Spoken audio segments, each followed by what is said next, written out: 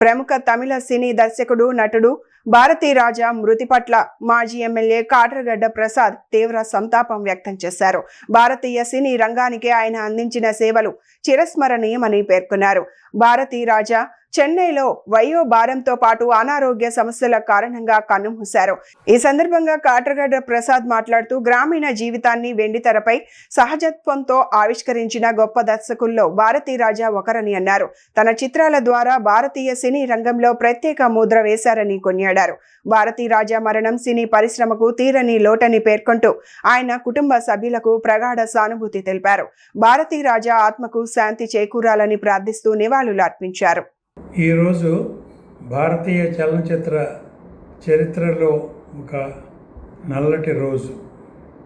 కారణం, ప్రముఖ దర్శకుడు, దర్శక ధీరుడు భారతీ రాజా మరణం చాలా దిగ్భ్రాంతిని గురి చేసింది. సౌత్ ఇండియన్ ఫిలిం ఇండస్ట్రీలో ఒక లెజెండ్.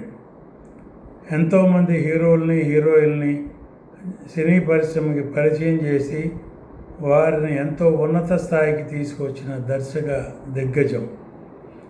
అటువంటి దర్శకుడు భారతీ రాజా గారి మరణం నన్ను ఎంతో కలిచివేసింది. వారితో నా ప్రయాణం, నేను సౌత్ ఇండియన్ ఫిలిం ఛాంబర్లో సెక్రటరీగా కానీ ప్రెసిడెంట్గా కానీ ఉన్న దాదాపు 15 సంవత్సరాల కాలంలో ఆయనతో ఎన్నో మీటింగుల్లో, ఎన్నో డిస్ప్యూట్ మీటింగుల్లో అటెండ్ అయ్యి సానుకూలంగా ఆయన చెప్పే సలహాలు పాటించి, ఆయన మాట అంటే వేదంగా ఈయన ఇండస్ట్రీ అందరూ ఎన్నో సమస్యలను పరిష్కరించడానికి ఆయన ముందుకొచ్చిన దర్శక ధీరుడు, నిర్మాత, నటుడు.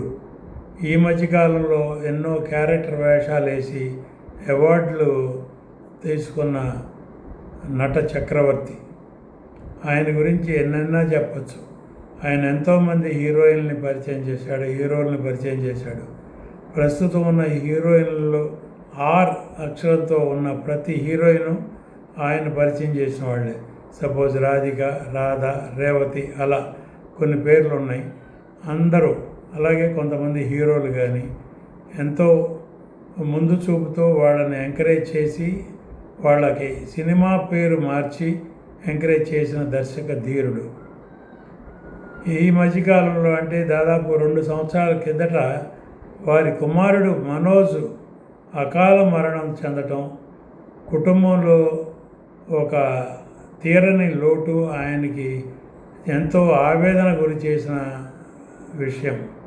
ఒక్కగానొక్క కొడుకు, అతన్ని హీరోని చేద్దాం అనుకున్నారు, దర్శకుడిని చేద్దాం అనుకున్నారు, ఎన్నో కలలు కన్నారు భారతీ రాజా గారు. అటువంటి మనోజ్ 2 సంవత్సరాల కిందట చనిపోవటం అనేది ఆయనని ఎంతో కృంగదీసింది.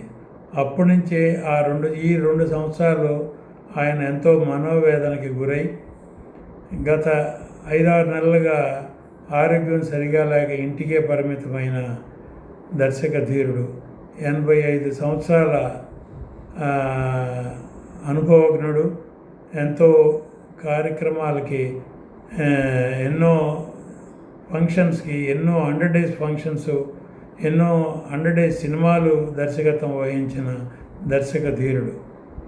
వారి మరణానికి తెలుగు, తమిళ చలనచిత్ర పరిశ్రమలే కాదు, ఆల్ ఇండియా సినీ ఇండస్ట్రీ కూడా ఎంతో దిగ్భ్రాంతిని గురి చేస్తూ సంతాపం తెలియజేస్తూ ఉంది.